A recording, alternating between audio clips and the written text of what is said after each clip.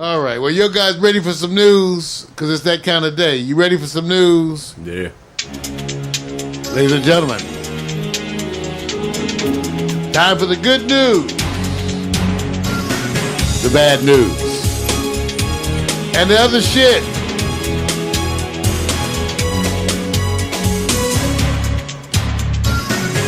Good news, bad news, and other shit. Man, as we know, it's mostly been bad news and other shit. It has been. What a series of events. I mean, one of the postings that I put up, Vic, was saying, does it seem to you that today has an apocalyptic feel? Because, you know, for those people who believe in conspiracies or those people who believe in there's so many prophecies, whether it's Nostradamus or the book of Revelations, whatever you're believing in. For a lot of people, this series of bad things tends to make them suspicious. A little suspicious. They got this horrible president, and then you start to have these disasters. You have Texas, right, and who's barely. I mean, water. You still have places where the water hasn't receded. It's gonna take a while, man. It's gonna take a while. And now you have Florida, right, where the storm is wider than the whole state. Of course. And that it's big enough to, while it's affecting folks in the very north end, the people at the very south end still enduring flooding and rain. And luckily, this is a swift-moving storm or hurricane. So it won't saturate and stay in one place, but it's still doing enough damage that water flooding is the issue. Like they said, they were less concerned about, you know, the actual hurricane itself, but more about the water afterwards. And that's what's happening now. Moving, I think, I've heard numbers from 5 to 12 miles an hour. Yeah, it ranged. In terms of how it's moving, I think the average was like 8 or 9 miles an hour was moving. Right. So it was moving. Yeah. But then again, the storm surges that have been less than anticipated, right, but still severe enough. For example, it wasn't 10 feet in Miami, but there was like 4 feet. Yeah. So it flooded. Yeah. It's flooded. If you can't drive through it, and if you're in a car and they say, just be in a car and let it get above 2 feet and see if you can continue your drive. Because you've been in the flash flood here. Yeah. Before. We have that story. Yeah. Some of us experienced little things. Yeah. That was like 2 foot of water, right? 2 feet, and the car just was going. I said, whoa. I said, okay, I didn't know. I'm thinking this was 3,000 pounds of good old steel. So what have we learned, you all? See, part of my thing, and people ask me, they say, Mario, well, what would you do differently?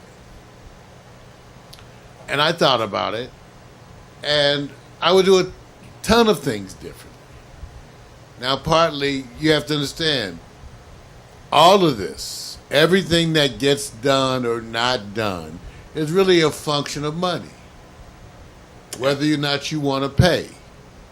But see, as a physician, my mind is sort of trained to think what is best for the patient, what's the best for the outcome. You know, I deal with the money second.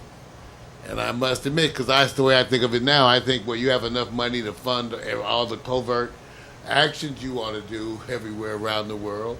Maybe you have to prioritize your own people. So therefore, what have we learned, and what is the handwriting on the wall?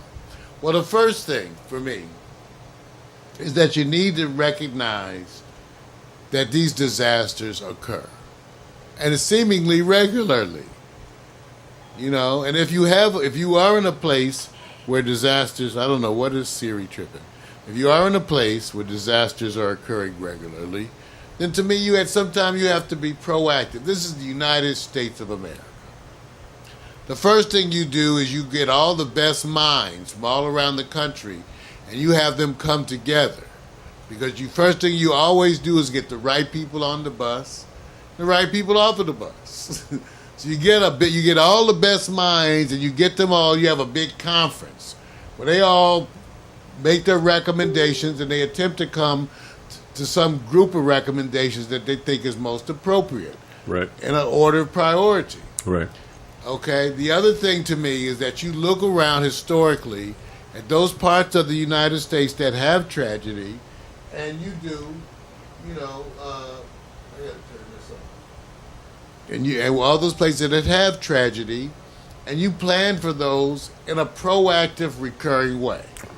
So you need to have an infrastructure. So unfortunately, more spending, because you have to either expand FEMA or may have another agency. You probably just expand FEMA with more full-time workers planning. Right. Because you should have known that something was going to hit Florida, because it always hits Florida.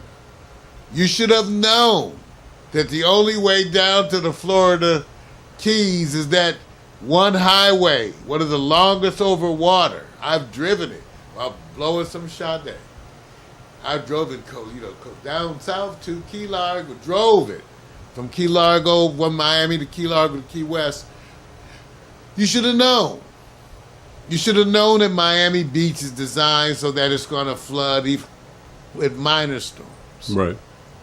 Yeah. So the first thing you have to do is you have to identify those areas of the country that are at risk.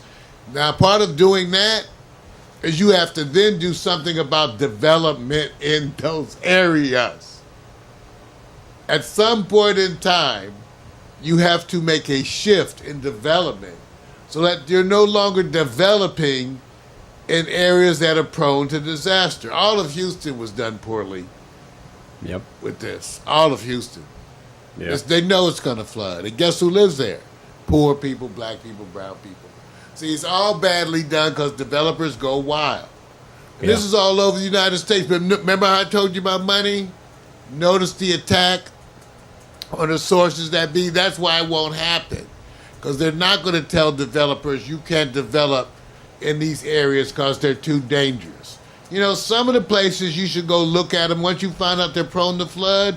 You make it a nature reserve where the public can go and camp. Right. And use that's what you use it for. You don't allow high-rise development communities, but it's going to flood. So you can use it most of the time for, family events, camping, getting out back to nature. You don't make it a development. Once you make it a development, at some point it should be illegal to build for you homes in places they know are unsafe. And that is legion. I'm talking about absolutely everywhere in this country. And that's why the backlash would be financial, because it would affect things like zoning. As we pointed out in Houston, they have almost no zoning laws, and with the laws they have, only 15 to 20% of people cooperate. Yeah. So it's part of their whole thing. Same thing in Florida. So it's going to be unveiled more to you now. I didn't even touch on the issue of global warming, which suggests that they know that the water levels are going to rise. Right. When you raise water levels like 6 inches, you flood like 100 miles. True. Mm-hmm. It's just amazing information out there. With global warming, all these things are going to be affected. So what do? You have to prepare. We have to have a commission to look at the whole United States proactively to identify the top 50 most likely disasters to occur, to develop contingency plans for them. Also a different level of communication. Because one of the things you learn is that when you try to evacuate lots of people, there's nowhere to evacuate them to. In Texas, the surrounding communities filled up. Right. The hotels filled up. Right. Gas stations were selling out. In Florida, where you have huge areas Right. that are involved, it's going to be harder even to get that infrastructure in there. You got to have roads in order to get trucks. In order to have roads, you got to have people check the roads, evaluate the roads, fix the roads. And if you don't have 10,000 workers waiting to go to work, see, this is where it's proactive too. No, you got to hire people, Right. transfer some people, because the scale of what your investment is does not match what you should have had. In other words, what I'm saying, whatever FEMA has, you got to increase that tenfold. And people, oh my God, well, that's what I told you. You know, they passed, what, 18 billion, I don't know, 15 billion. Right. On the Texas disaster, which is estimated at 180 billion. Now I say, why not 50 billion? Why not 100 billion? See, imagine you're trying to fix something and you want to get it done fast because people are suffering. Do you fund it piecemeal? Do you go to the store and buy 2 cans of beans and a couple of loaves of bread and then use that up and then go back and get 2 more cans of beans and a couple more loaves of bread and use that up and then go back? Is that the way you do things? Or do you invest and buy cases of beans and, cases of bread? So, I'm telling you that while they're giving you all that yada stuff, they're pissing on your head again. Because they're not really attacking the problem in the ways that it should be attacked. All you have to do is get, like I said, commune the best experts from around the world. Have the World Global Preparedness Conference, where you invite experts from all over the world in disaster, who've been through disasters, going through disasters. Let's make a list of the world disasters currently in place, caused by major industries in many instances. So that could all be on the wall too. The reason it won't be done is because of money, because your Congress, your Senate, your President, all of them work for money. All of them work for the money interests. And that's why this, which is what should be done to protect you, will never be done. It'll never be done because they never will pay for it. I've been an advocate, of universal health care my whole medical career, because once I got to county hospital and saw they were treating you and what you didn't have, then I was angry. I was angry that in a country with this amount of wealth and this amount of resource devoted to killing people, that we can't do a better job of saving people. It's good what we do, but that's why they're trying to have a big parade. Oh, look how wonderful the response is. Look how wonderful. It should be 10 times that response. Easy. I give you a D. So everybody else says how wonderful. I'm giving them a D because I don't see they should have had the people all over, the federal groups, moving in, because they should have already identified this thing. Okay, I'm with you. The only thing I'm giving them credit because they've already considered this is what could happen if this happens. It's too easy a question, and you got real professionals like yourself who are in there working the grind and going, I'm handing you the information. Once they hand them the information, you're really indicting the political platform because it's wedged in between leveraging and all that. So it gets me to this question. Isn't it inevitable? I know nobody want to hear this. Is it inevitable, man, that LA's going to get hit with a 8.0 earthquake or better? At some point. Okay, so no, wait a minute. Are we prepared? Oh, no. So I try to have some preparedness myself, recognizing that if the whole house falls down to dirt, then there goes my preparedness. Wait a minute. We only have, with all these people, really like 1, 2, 3, 4 gateways. What we call them freeways to highways, and that's it. So if something happens, we have more than most people. Well, we do, and we have got the more. Ports. But we have the largest concentration of population. No, people in the county. Die. People in the county. Die. So when you got 18, 20 million people, and you start including those outlining areas, you have to go like the people who live further out will go. Well, it may hit here. The earthquake may be centered more out there, but like Mexico, when it's 8.0. Does it matter if you're 10 miles away or 20 miles away? No. If it's 8.5, if you're within 100 miles, it's destruction. So I agree with you, Mario. The problem is wonder if you sat down and met with those people and said, we got the plans. We already planned for the contingencies. It's just unfortunate we're not getting the money allocated just in case. I suggest they don't have the plans because they haven't even done the studies. See, they haven't done the studies. You need to do the studies first. And I said identify. We could set the goals. Instead of identifying the top 50 most likely disasters, we could say the top 100, couldn't we? It all depends on how much money we want to invest and Right. how prepared. But so they haven't done any studies. Right. So there are no plans that are complete. They may have some piecemeal stuff that they've been able to scrape together on their limited budgets, but that's what that is. You're giving them responsibility for saying during the studies, and I'm going. I think there are people going like, here's the studies we're about, and they're going, we don't want the studies right now. Oh yeah, well you have They that don't want both. it. But the easiest way is never to do the studies Right. because in order to do the studies, you have to fund them. So you're finding out that So the they're reason not. They're not. It's like medicine. That's what I'm saying. They never researched that cancer. It's about the They money. don't know anything about the cancer, and they don't want to. Well, that's the state. Like I said, to me, it doesn't fit the proactive. I It's agree. not the way Mario Hemsley Right. I agree. would do it because that's not the way I do anything. Right. You know, in medicine, see, the second time you have a complication and you're not looking for that, Right.